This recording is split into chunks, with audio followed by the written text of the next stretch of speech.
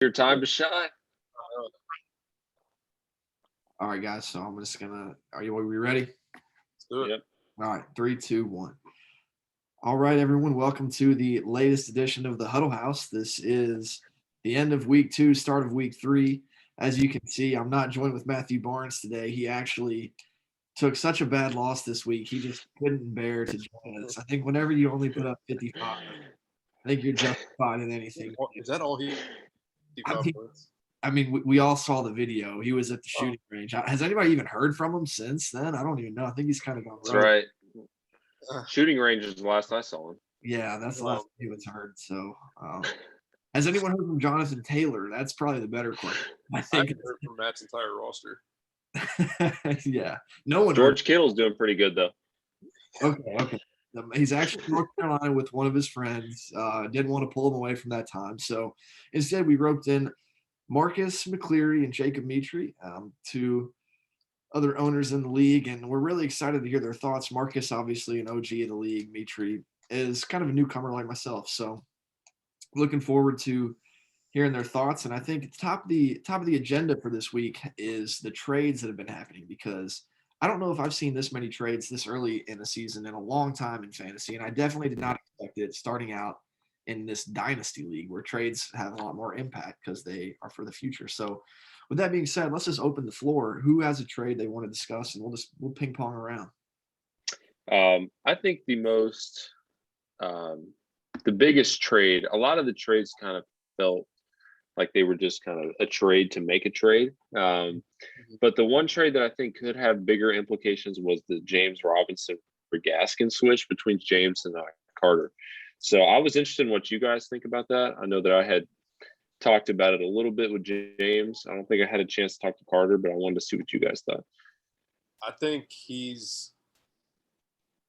I've talked to Marcus about this. I think that James Robinson is a guy that after this year, at best, he's going to be splitting carries with ETN. And who's to say that the Jags just don't end up moving on from him, which could be good, also could be bad. But I think Gaskin, though, just like how good he is out of the backfield and his just set up better, obviously, than the Jags. Like, that was kind of another one I was going to talk about as well. I think the first place my mind goes is just I think the Jags are bad. And I don't know how many games they're going to win this year. I don't know how relevant much of anybody on their team is going to be fantasy-wise. I think it's going to be a big learning year for them. So with that in mind, I think naturally I lean Gaskin that way just because I think that he might be in a bit higher octane of an offense with more chances to score. And I know that James Robinson was really good last year and the Jags were 1-15, but something was just different. Like that offense seemed to move a little better. I don't know if it was just it's Lawrence working out the kinks coming from college or if it's an Urban Meyer problem, which I definitely think it is because Carlos Hyde is getting so much work. Like, unnecessarily. So I think I lean Gaskin just because I think he's going to have more fantasy relevance because it's going to be better offense, even though Tua's hurt. And I mean, Jacoby Brissett literally did nothing against him. He's horrible. I don't know. I don't know if that trade really moved the needle for me either way. I think they were even, but I do think I would prefer Gaskin just because. But both their futures are uncertain, and really, I mean, I think the one for me though that it kind of shocked me a little bit that there was even a trade that was even like considered was between Carter and the Oreo boss man. Not really too sure what the guy's first name is. Jordan. With the Juju Marquise Brown, like I don't really see a point. Like I kind of view both of them fantasy wise as around the same player. Like, but I also think though Carter giving up Marquise Brown in an offense where you know you're going to have.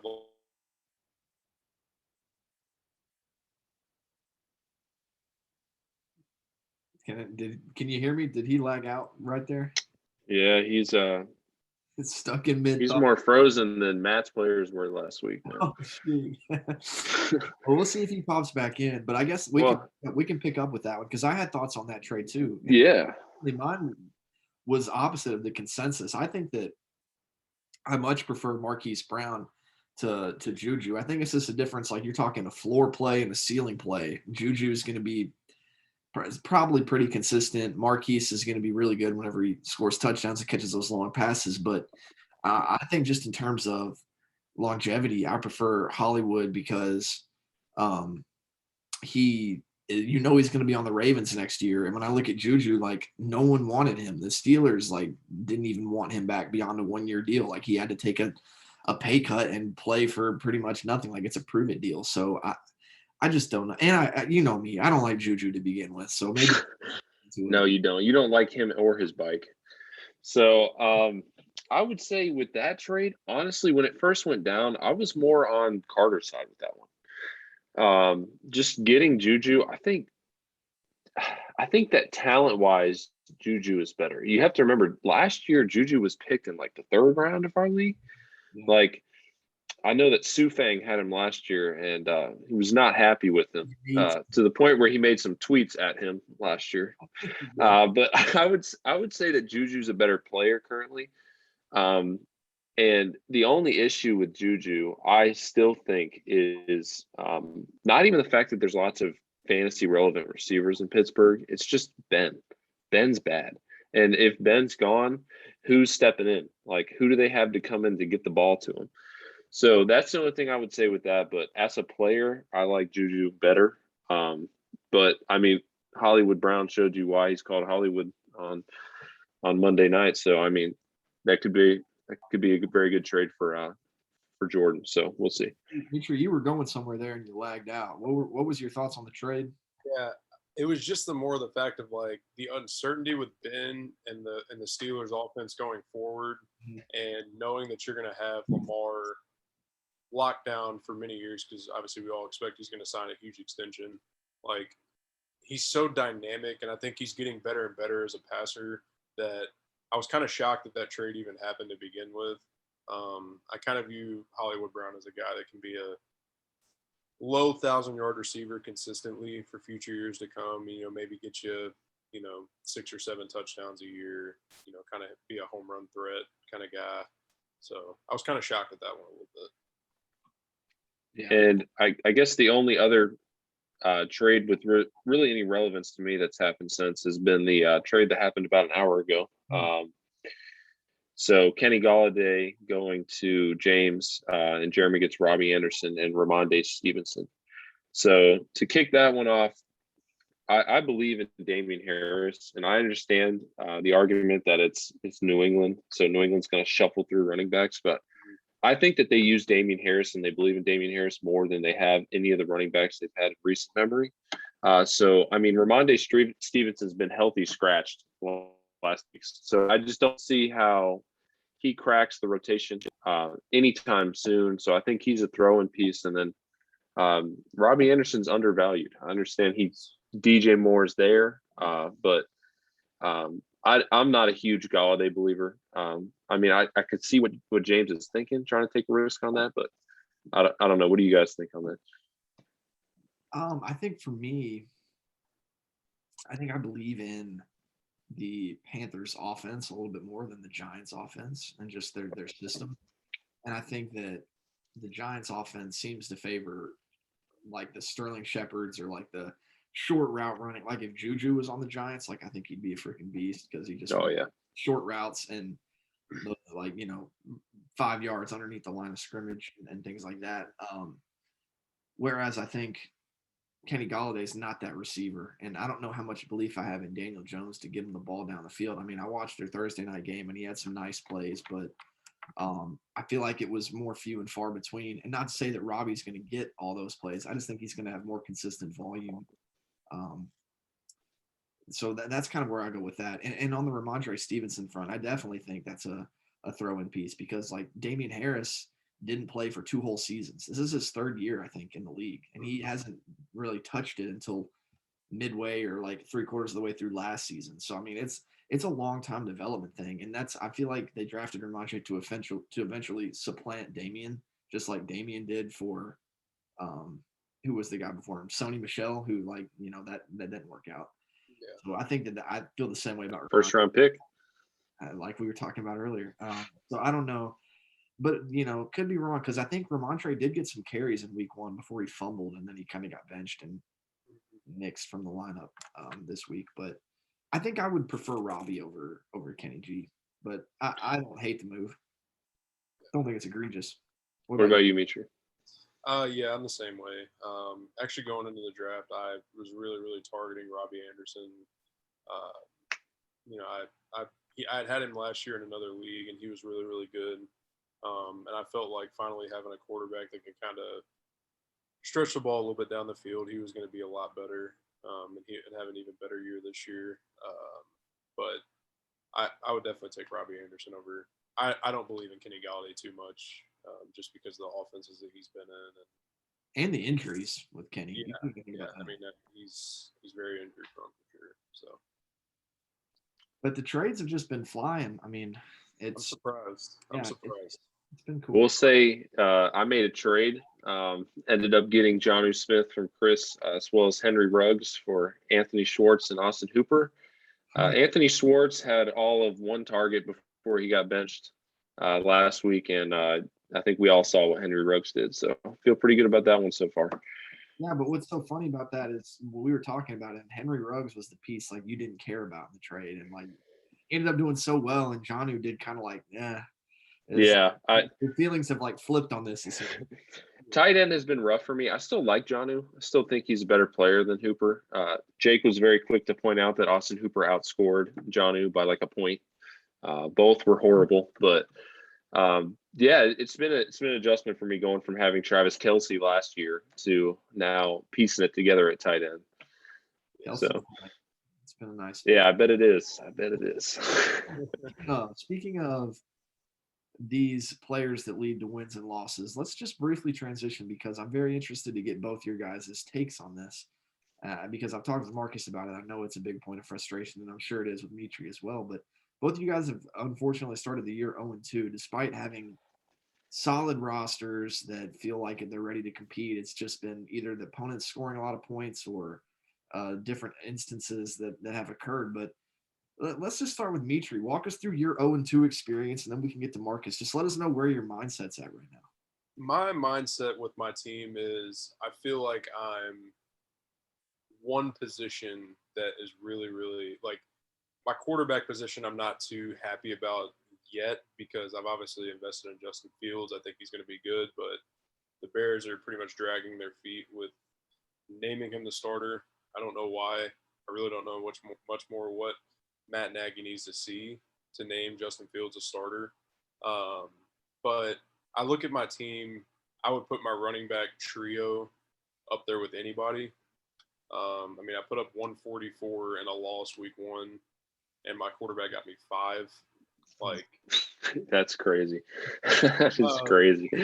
Like, I like my team a lot. I've kind of talked with some people in the league about, making a trade here or there, but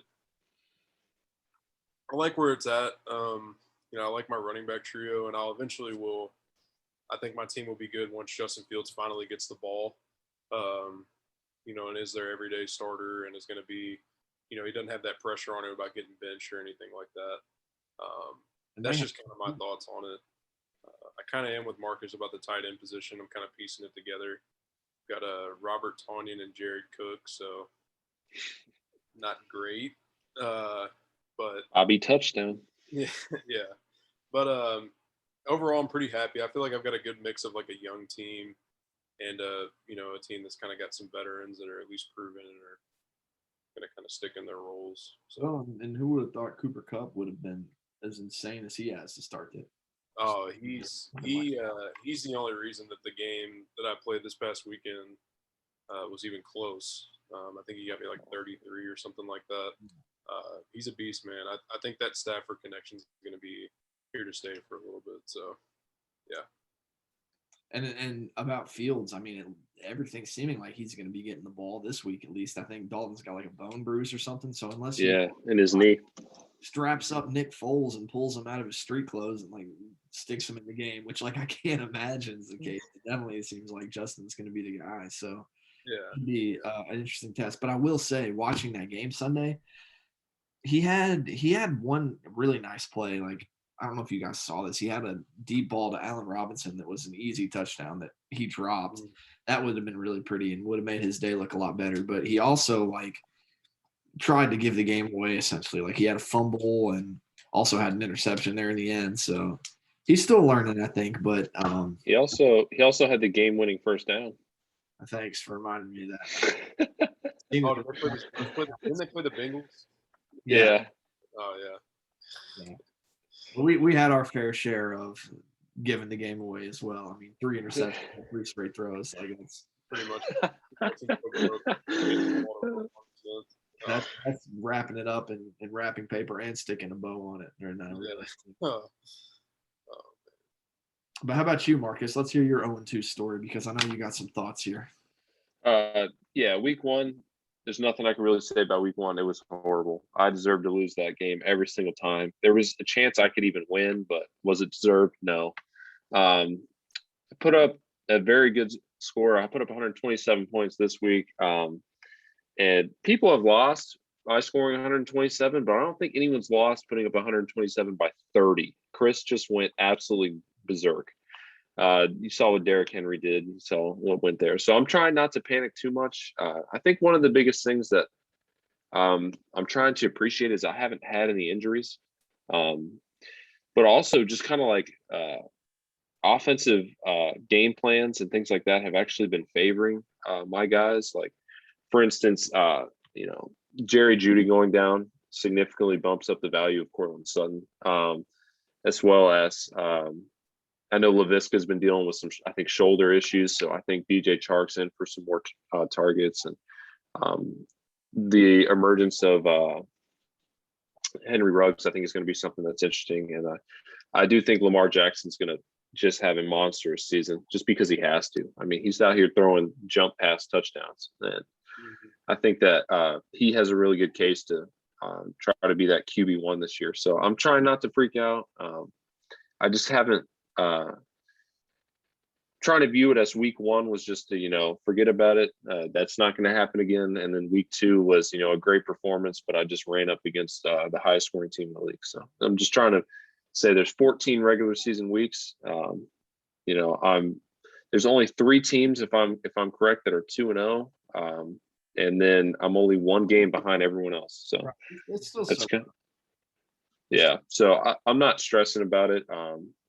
So I think I have the pieces here certainly to contribute or to compete towards the playoffs. So I'm not worried about it too much. Yeah. Well, that's I good. feel like I'm the same way too. Like if not having Josh Jacobs this past week really hurt. It did force me to play Cole Beasley, which I'm not like super down on Cole Beasley, but like he's definitely like a spot start kind of guy. Typically won't find him in my lineup. But just looking at my bench, like he was pretty much the only option that I could have had. But I still think I can make a run at the playoffs. Yeah, I certainly think so too. The other thing I keep telling myself is 6 out of the 14 teams make the playoffs. So, I mean, almost half the league makes the playoffs. So you just got to be in the top half of the league and you're pretty much in the playoffs. So I think over time that'll shake out. I think that we've had some outlier performances here and there. So I think that that'll certainly kind of level out over the course of the season. I wanted to kind of ask you, I guess, a question that went over last time. And besides Matthew, we don't want to jump on him again. What do you think was like the biggest, I don't know, like storyline for a team going forward? Like what was like their moment that kind of showed them what that team is, whether that be good or bad? For me personally, I would say it's probably with Jake's team, and it's been that TJ Hawkinson's emergence as that, like he's in there with Kelsey, with Waller, and that might be it. I don't even know if Kittle can be in that conversation currently this year. I don't know who else. No, it's not Mark Andrews either.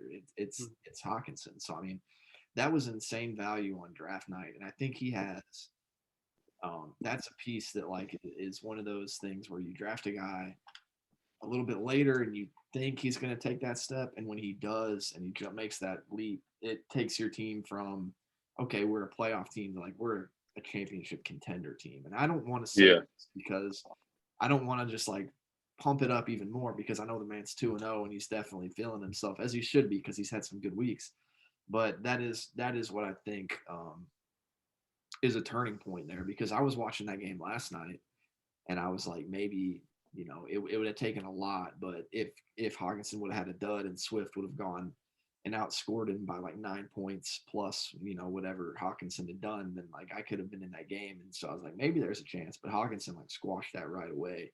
And I think part of that's just the Lions. Like they actually haven't looked nearly as inept as people thought they were going to. So Yeah. They're capable. They're yeah, not great, but they're capable. their offense is capable. So that's, I think, something that's stood out to me as a turning point for a team early.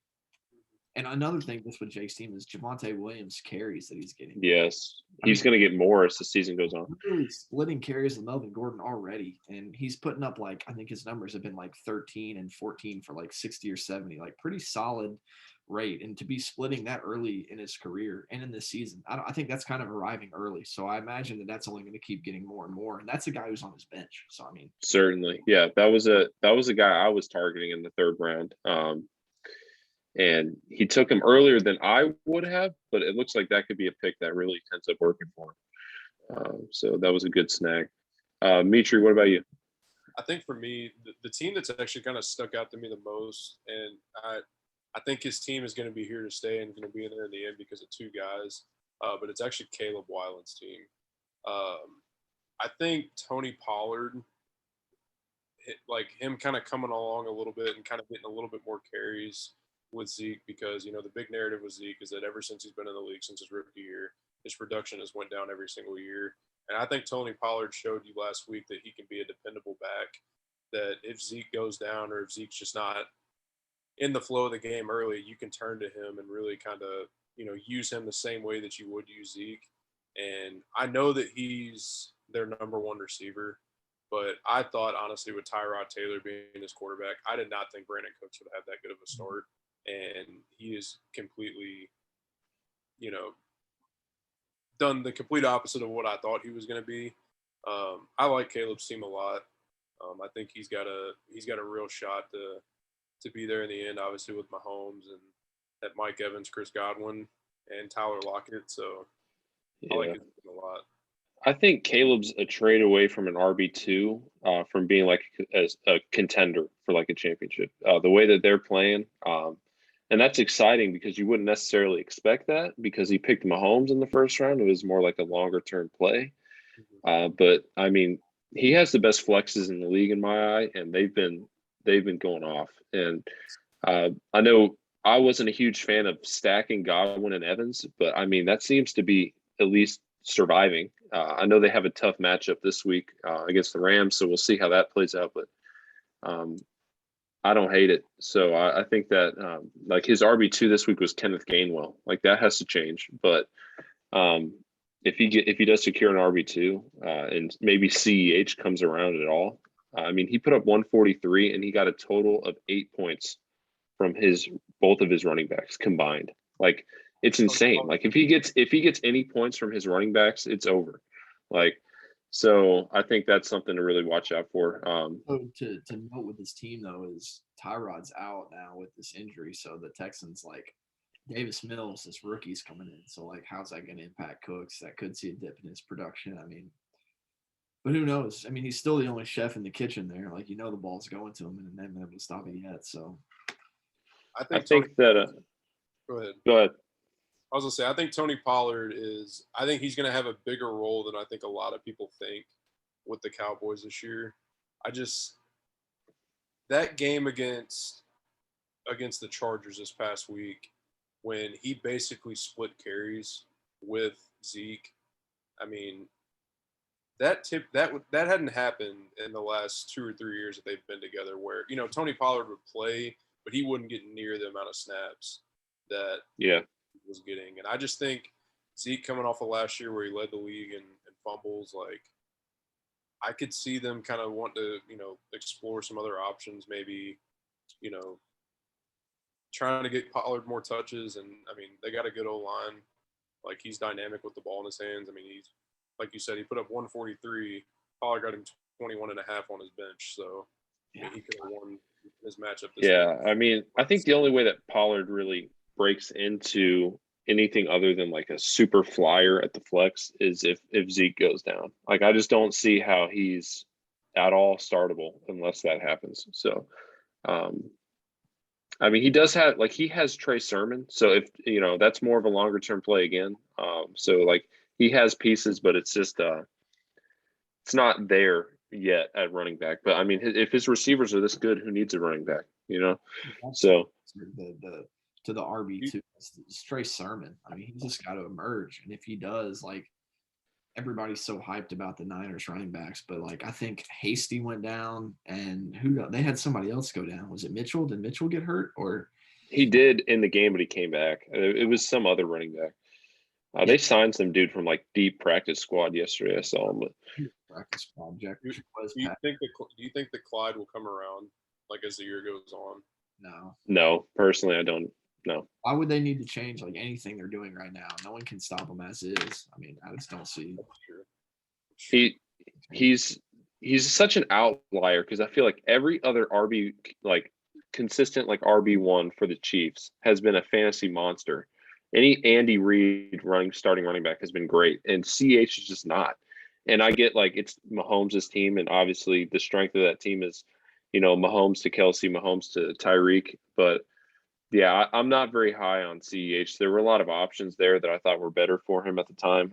Like I get it, he's 22 years old, so there's lots to still believe in. But I don't see him any more than a low end RB2, to be honest with you. When that draft was going on, I thought Caleb in the second round was all over Aaron Jones, especially when he was there. I was honestly surprised that Aaron, because obviously the big thing for me was when came around in the second round. Yes, I took Josh Jacobs. Throw it out there. Yes, I did do that, and it came back because I lost by 20 and Aaron Jones got 40, whatever. But I didn't.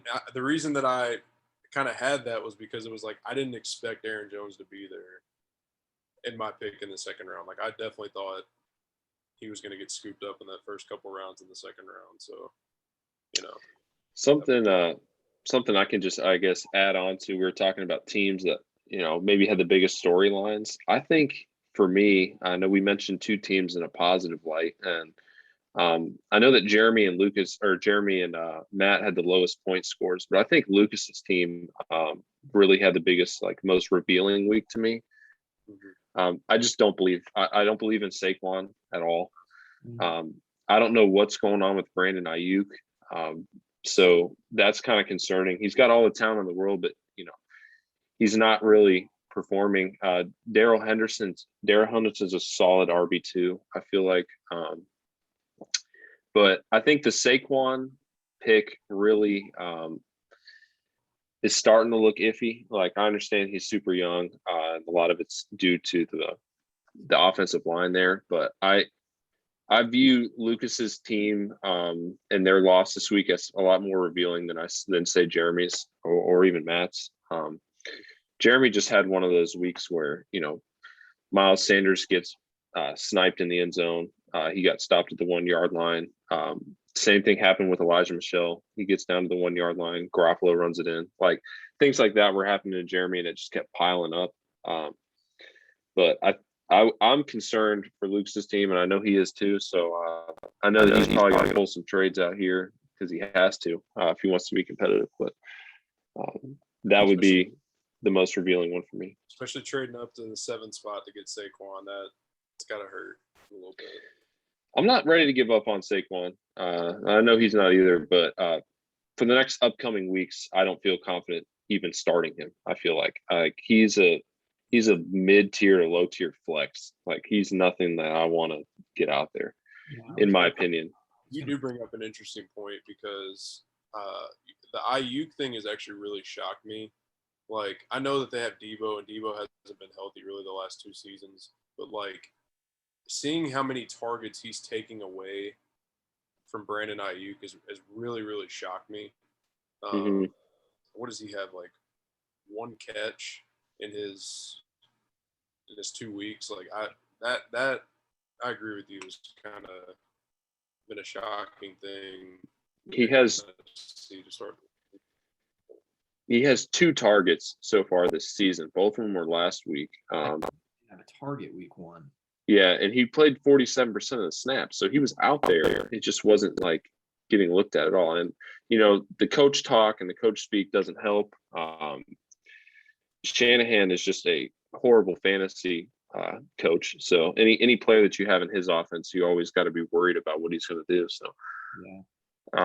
Really, if you're Ayuk, if you're Lucas, you're just waiting until Debo gets hurt, which happens every season. Every year, yeah. But with Lucas, there's so many players that he has that you want to bench until you see it, but he doesn't have anything to replace him with, which is why it's going to be rough for him. I feel like in the next, like he has to start Saquon, he has to start Ayuk. He doesn't really have much of an option. So because of our team is so deep, he's shopping Mike Williams, who's been off to an absolute tear this season. I mean, what do you think about that strategy?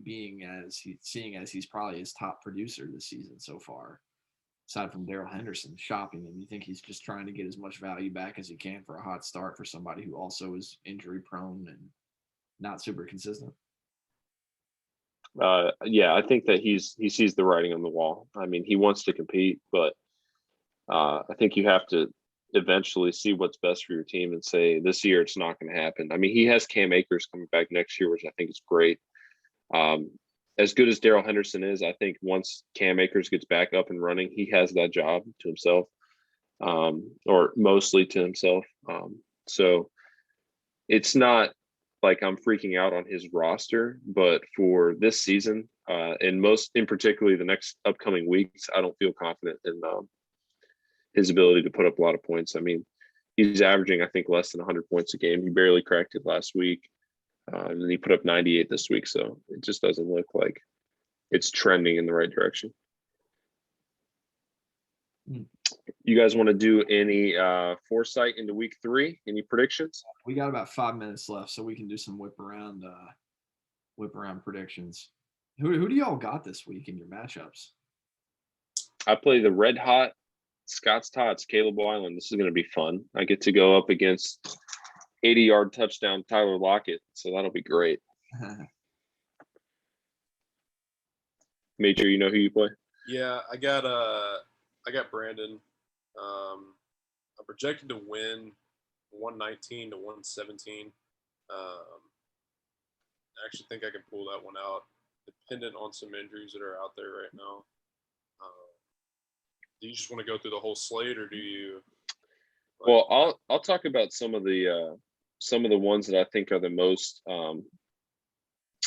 influential ones here. So obviously, my matchup against Caleb and Matt's matchup against Jake is the only matchups that are teams that are 2-0 and 0-2. So Matt and I could really get in a hole here if both of us lose.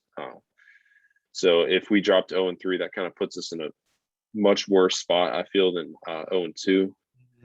So I know Jake's team is soaring on fire too right now. So it's not a matchup. This is not when I want to be playing Caleb, and I know this is not when Matt wants to be playing Jake. So we'll see how that goes. Ty, who do you have this week? Looking at mine, I got Jordan, and Kyler Murray plays Jacksonville, so that's going to be like 45 points. I'm already down. I feel like Kamara has New England. That's kind of a tough matchup, and who knows what to think of the Saints offense. They've been kind of interesting. I think week 1 was very fluky. That 5 touchdown game from Jameis beating the Packers, like, I don't know. I just feel like that was kind of a fluke.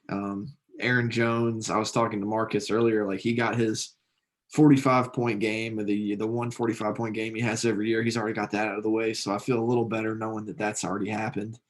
But he does have this. He has this sneaky Christian Kirk stack with Kyler Murray that's pretty lethal. Like they've definitely hooked up a lot this year. So it didn't hurt me in week. Say what? Didn't hurt in our matchup that we just had this week, but I could tell it was a matchup that I was like looking at my phone a lot, seeing like if they were gonna, make a big play or like a 50-yard pass. Like, Right. Well, that's the way they get him. Like he can just chuck that thing deep. I like a lot of my matchups this week. Like I have Russ versus Minnesota. That's a terrible defense. I feel good about that. Dalvin versus Seattle. I think you should be able to run there. Kelsey playing the Chargers. They haven't really stopped much this year. And Pittman versus the Titans, which of course, like the week I bench Pittman, he has like 100-something yards. That one hurt me last week. It wouldn't have made a difference, but still is like the week everybody says bench him, he does his best. But Tennessee's been terrible. I've seen like they've let up wide receiver 1 weeks to like everybody they've played so far. It's had a wide receiver that's been in the top 10 or whatever. So hopefully that can be Pittman. But then again, with this Carson Wentz injury news hurting both his ankles, I don't know who they're going to trot out there. So we'll see. All right. I feel good though. I say last thing we do here is anyone have a bold take for next week? What's a bold take defined as? I got you right. But, like, what do you think is against consensus belief? I'll start. I think Chris is going to beat James. Oh, okay. His eyes got big when he said that. Did you see that? His eyes got big. Metry, you go next. I don't know what. I really have two. I have two. I say, Marcus, I think you actually pull an upset against Caleb. And they're going to hate me for saying this, but I think Lucas and Jeremy will not combine for more than 140 fantasy points between their Oh my God. 70 each. I think that game will be in double digits. For whoever wins that game will win in double digits. Let me jump in right here because we got less than a minute. So I'm going to end on this. I think Matt upsets Jake, gets his first win of the year, and the rivalry rolls on. Love it. All right. I'm looking forward to that matchup, 100%. Yeah. That's all we got for you this week, folks. We'll have to be back next time. Best of luck in week 3, and you know where to find us. Yep.